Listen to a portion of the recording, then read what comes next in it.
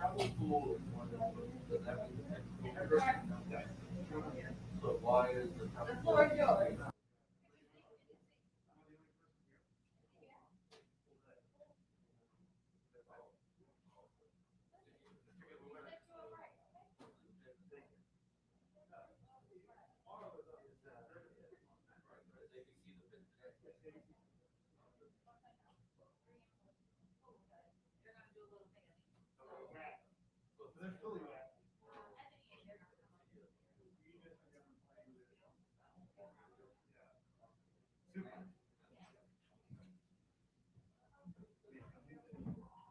As a final audio test, figure you guys can benefit from this. We're doing a sync test with the live stream. Check 1, 2, 3. Check 1, 2, 3. Adrian, I'm going to give you a clap.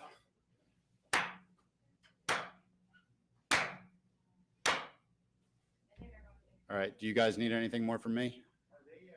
You good? Okay.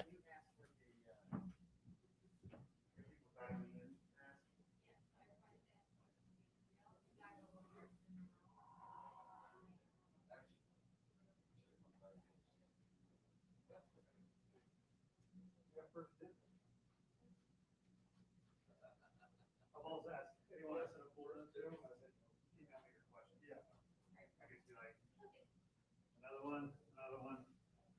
So far, no one's gotten back. Again. Why nobody asked any questions? Where's Steve? Hey, man.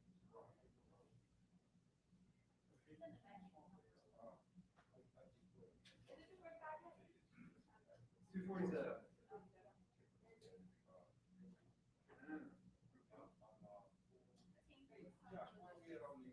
Full set.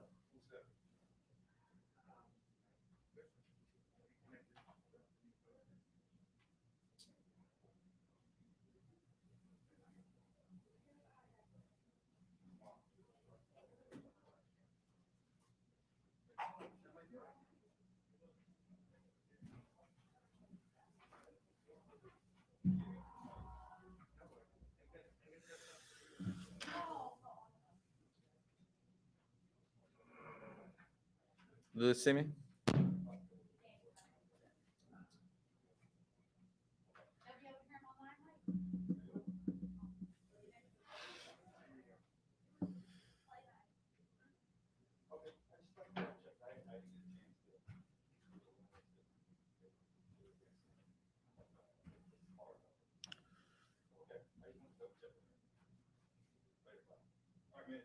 Alrighty.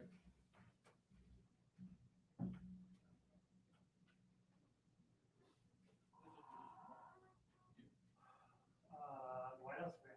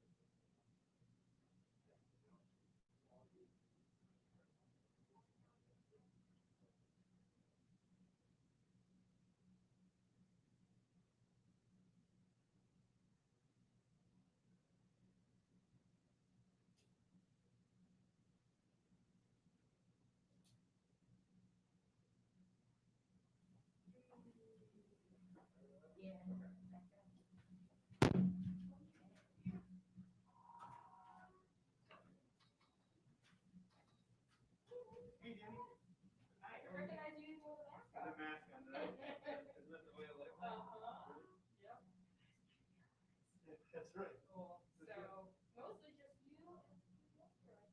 Yep.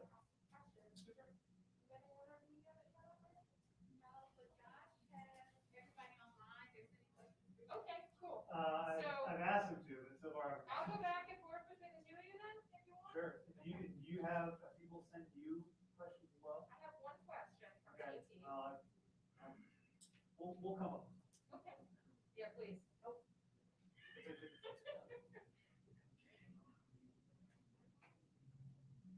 So I'm gonna run the microphone, so cameraman, where do you need me to stay away from? Oh, are you? You wanna, both of you go to the front, and I can get the microphone? Yeah, you know what, I'll sit next to, Cause I don't wanna get it. I don't wanna run in front of your shot. I don't need to be on camera. Until then. No. Yeah, I covered it.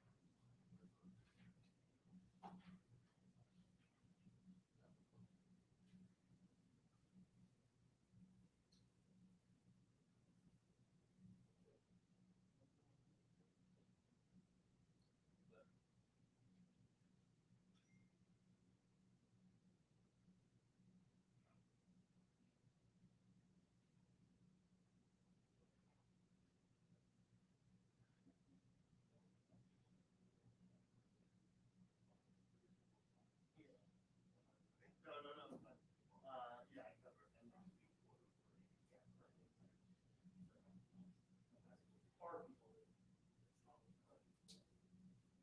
You know this.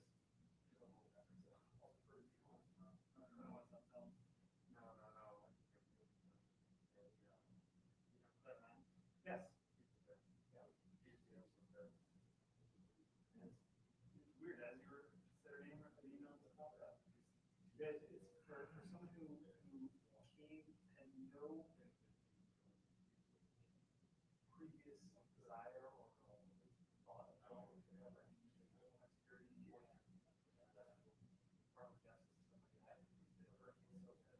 Yeah.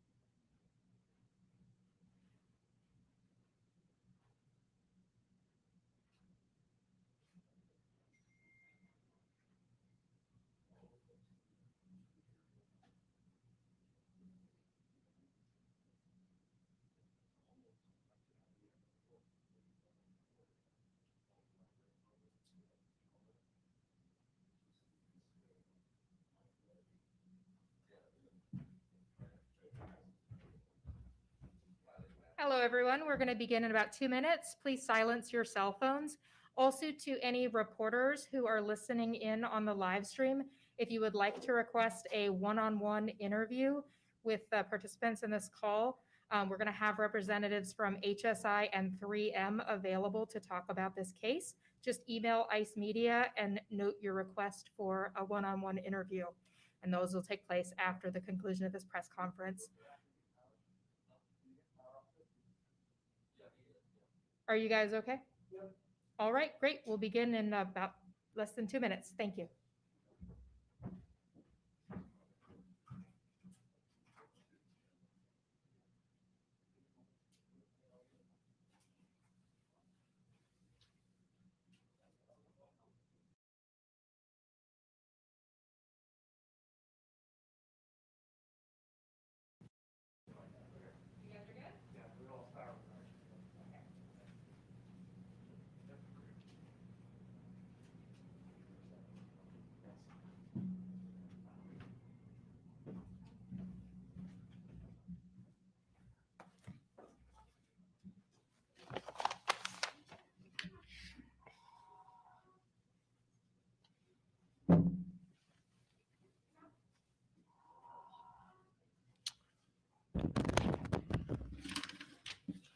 Good afternoon, everyone, and thank you for joining us today. It is my pleasure to highlight the critically important investigative work done by Homeland Security Investigations to protect consumers from potentially harmful and fraudulent products. Through Operation Stolen Promise, HSI has partnered with the private sector to identify and bring to justice those whose purpose is to profit off the COVID-19 pandemic. This work cannot be done alone. Alongside partners like 3M, we continue to work to keep harmful products out of the stream of commerce and out of consumers' hands. Secretary Mayorkas, it is an honor to have you here today, sir, to recognize this very important work.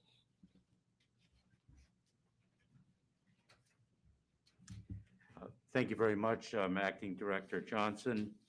Let me also, if I may, recognize PJ Leckleitner and Steve Francis. PJ is the Acting Executive Associate Director, and Steve Francis is the Assistant Director of the IPR Center here at ICE. First and foremost, of course, we want to express that our thoughts and prayers are with the people of Texas.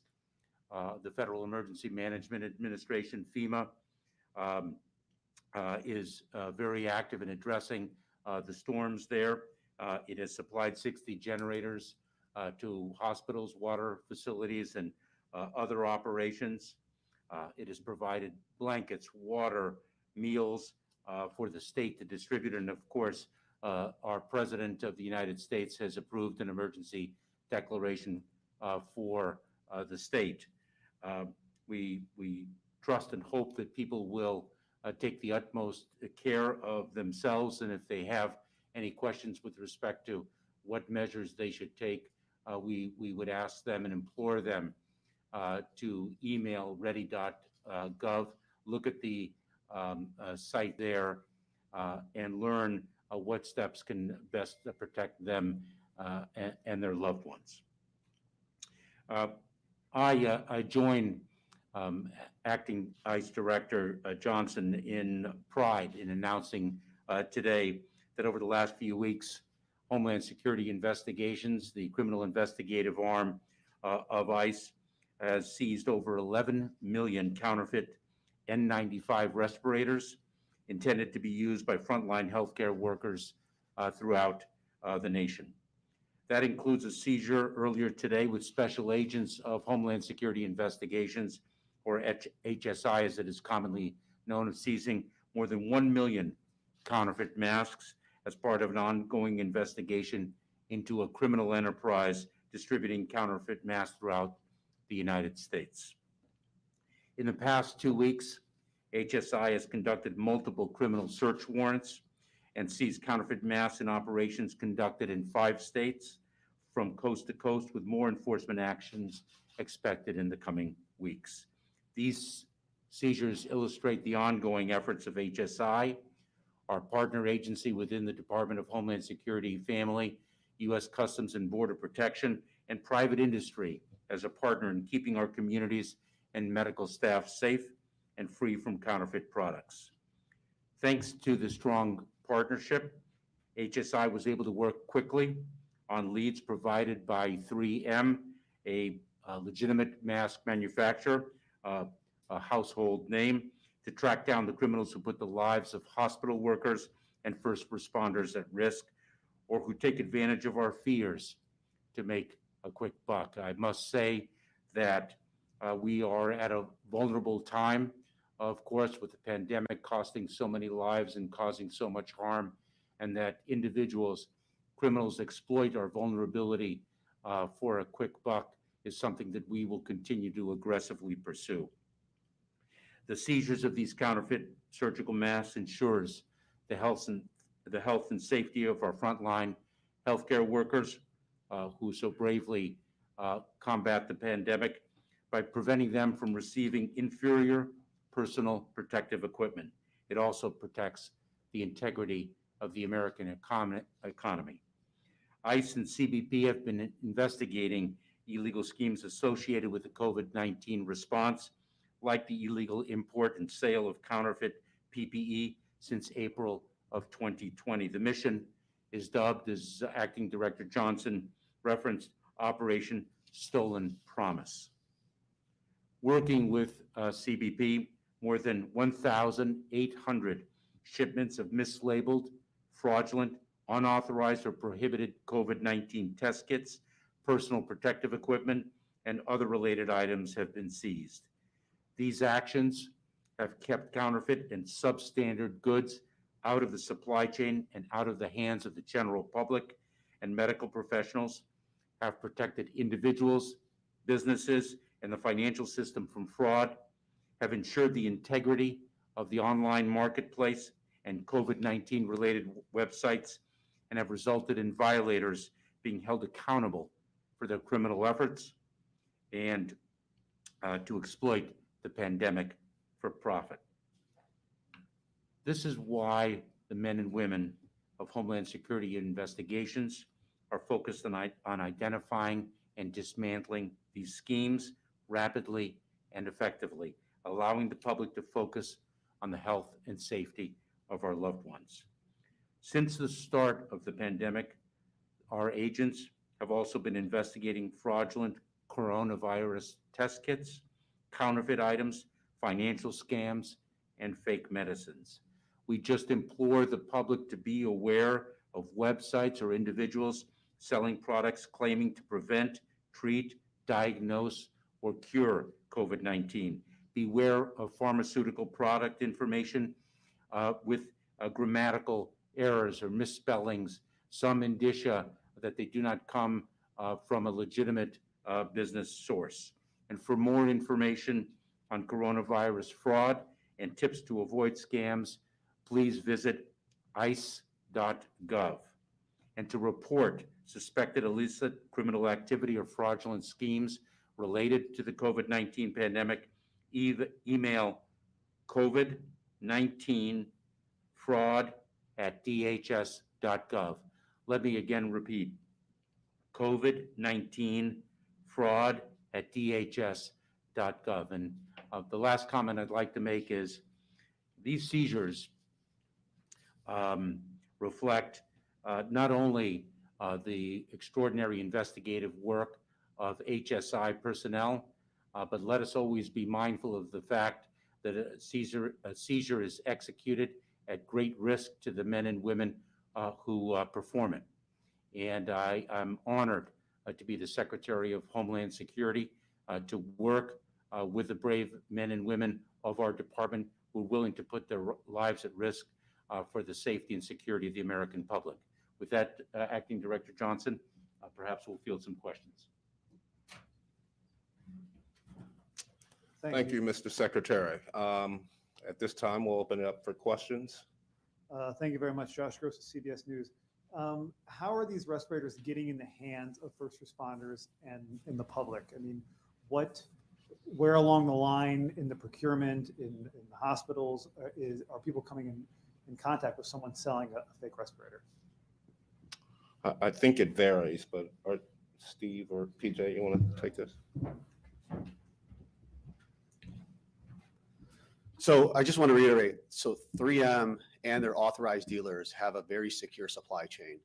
But when people are going outside that supply chain to procure 3M and 95 respirators, they're going outside the normal practice, and they're identifying these individuals that are coming into the supply chain and taking advantage of the COVID-19, really the global demand for these 3M masks. We have several ongoing criminal investigations, and we can't get into the details as to the specifics, but we're working very closely with 3M. 3M is providing us information that's enabling us to identify some of these bad actors and these vendors that are distributing these 3M masks. Luke Barr with ABC News. Two questions. One, where are the masks coming from and how dangerous are they? And then, Mr. Secretary, the Deputy National Security Advisor today talked about SolarWinds, and the actions will be taken, and she said in a few months. Can you highlight anything for us? So I'll answer the first part of that question. Our initial criminal investigative findings have identified China as the source of the counterfeit 3M masks. And I'm sorry, Luke, the second part of your question was? How dangerous are they getting? They're extremely dangerous, right? They're providing a false sense of security to our first line responders, to American consumers. So I can't stress how important it is to ensure that we have the legitimate 3M and 95 masks that are being deployed to our first responders. So let me, if I can, address both questions that have been posed. Remember, there are businesses, operations that rely on the supply chain, individuals who might not be able to otherwise receive a particular supply at a particular time will look to alternative avenues to obtain masks, and these criminals exploit those needs and seek to enter the supply chain to address the needs of particular consumers. In response to your question with respect to how dangerous the masks are, what they do, and I think this was perfectly articulated, is the fact that not only do they give a false sense of security, but how dangerous is the unexposed, forgive me, how dangerous is the exposed individual? How dangerous is the individual confronting a potential COVID-19 infection without any protective gear? And that's how dangerous they are, because they are of no utility whatsoever. I think with respect to SolarWinds, I'm going to defer to the Deputy National Security Advisor. This is, as the National Security Advisor articulated, Ann Neuberger is on point in coordinating an all-of-government effort to this very serious hack. Thank you. Can you elaborate on the raids themselves? Are these masks just sitting in a warehouse? How many people have been arrested and charged? And exactly how was the investigation instigated? Did 3M raise this, or was this something you guys were seeing being reported directly to DHS?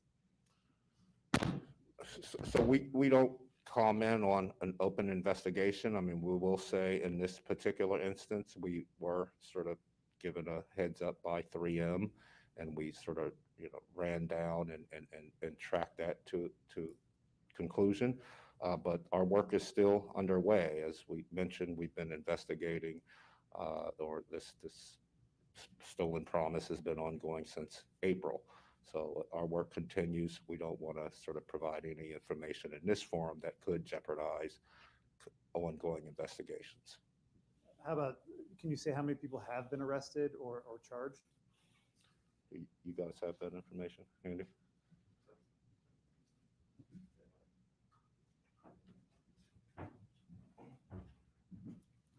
So, as Mr. Johnson reiterated, they're ongoing investigations. We are working with the Department of Justice. So at this time, HSI is the criminal investigative agency.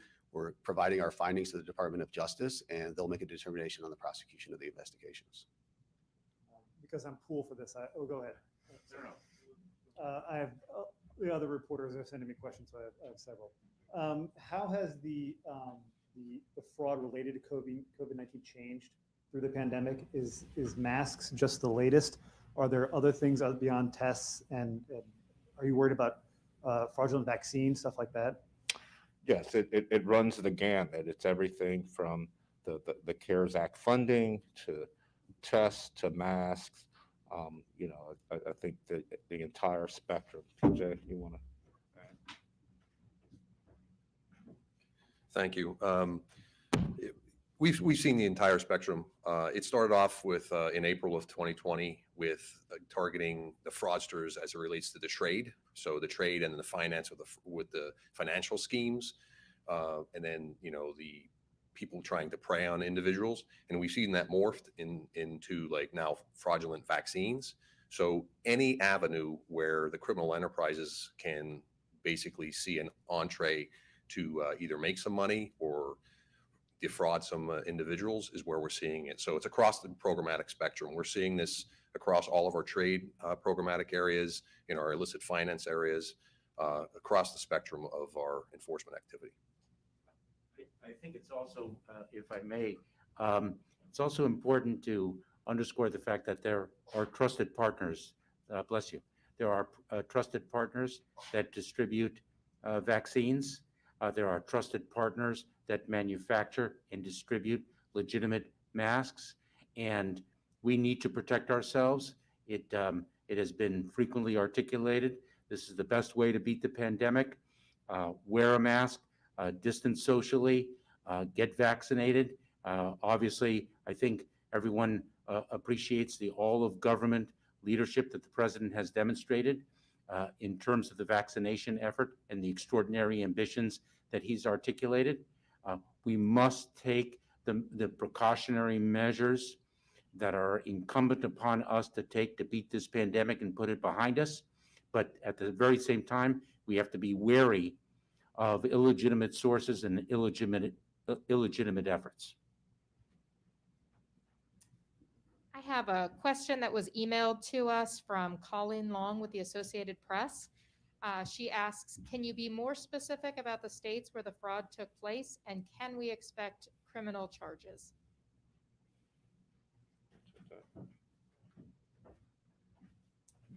Well, unfortunately, can't comment on open and ongoing and criminal investigations, but I can say that there are multiple states, and yes, criminal charges are forthcoming. Maybe you have time for one more question. Sure. Can I ask about the weather in the South? How is that the cold weather over the last week and moving forward affected FEMA's ability to get vaccines into people's hands or into arms, and other problems this weather is causing for the agency? Well, we of course know of the common consequences of severe weather. We have people that are stranded. We have tragically a number of deaths.